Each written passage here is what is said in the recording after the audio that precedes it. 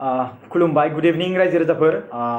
जोंहा Ranjan Daimary फाउन्डार of NDFB बिथांखौ दायो COVID-19 मोनदों होननानै बयबो नोंथांमोना खोनाबाय जानांगौ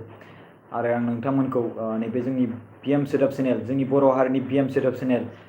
निफ्राय नोंथांमोननि सिगाङाव माखासे खोथा फोरमायनो सानदों रन्जन दैमारीखौ बोरैहाय COVID-19 पजिटिभ मोननाय जाखो आं बेखौ नोंथांमोननि सिगाङाव खोन्थानि आङो रन्जन दैमारीनि PA बा बिनि पार्सनेल एसिस्टेन्ट होनना बुंदों बिथांजों आं रायज्लायहरदोंमोन बानस' सारजों आरो रायज्लायनानै आं बेखौ मिन्थिनो मोन्दों एक्चुअलि एसेबां गिदिर सासे सिगनेटारिस अफ बड'लेण्ड जोंनि बिटिआरनि सिगनेटारिस बिथांनियाव बोरै COVID-19 जाथावना जाखो बे मोनसे साननो गोनां ना लोगोफोर बे मोनसे सानथावना बाथ्रा नंगौना नङा रन्जन दैमारीया दायो सासे जोंनि बर' हारिनि लिडार बिथाङा एनडिएफबिनि फाउन्डार नङा होमबा स' बिथांनियाव बोरै बेफोरबायदि सौहैस्लाबनो हाखो जे COVID-19 बिथाङाथ' जेलावसो थायोना बिथाङाथ' बाहेरायाव गिदिङा स' बोरै मोननो हाखो स' बिनि सोमोन्दै आङो बेखौ जा बानसु सारनियाव आं कल खालामना सोंहरदोंमोन माबोरै जाथाय जाखो आरो मानिफ्राय बे COVID-19 बिथांनियाव हाबनो हाखो आं बिथांजों रायज्लायबाय गोबां माखासे बाथ्रा आरो मोनथिनाय बिथाङा बुंनाय मथे माने मास मोनसेनि सिगां सासे सिखाव सोदोंमोन जाहैदों जेलावहाय मिथिबायना स' बेयावहाय जेलाव सोनायावनो बिथां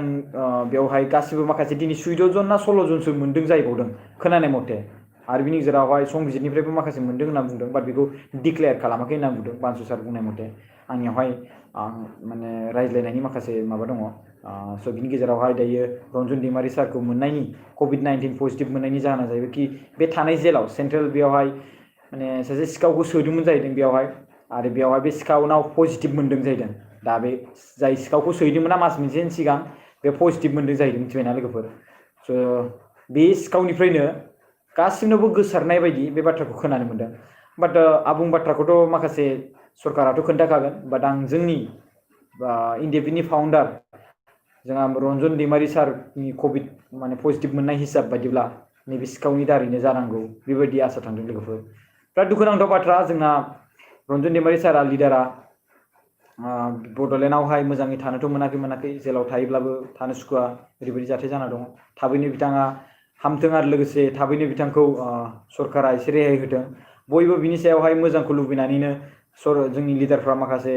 प्रमद बर'आनो जा गबिन्द सारमोनहानो जा गासिबो बेखौ ट्राइ खालामगासिनो दं नाजागासिनो दं थांनाय समावबो बिथांनि सोमोन्दै रायज्लायदों बाट सरकारा बेखौ दासिमबो मानो बाहेरायाव दिहुननानै होआखै बे बिराद दुखुनांथाव बाथ्रा जानानै दं लोगोफोर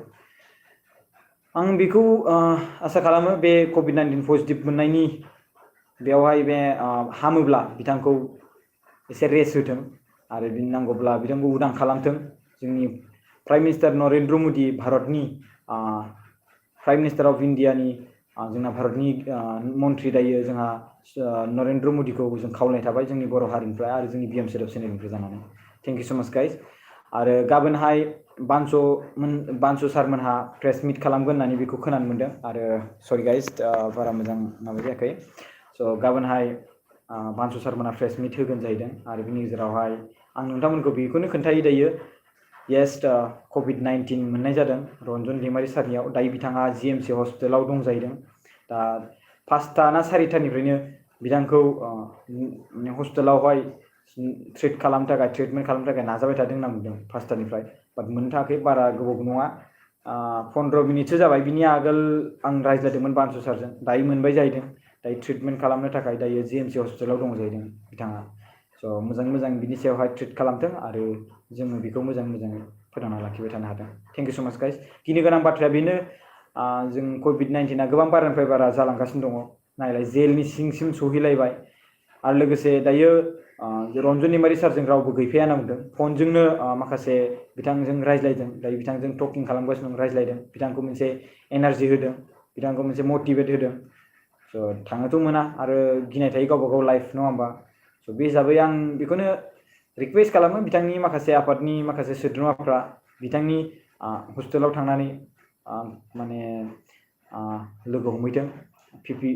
PPE किट गाननानै नङा होमबा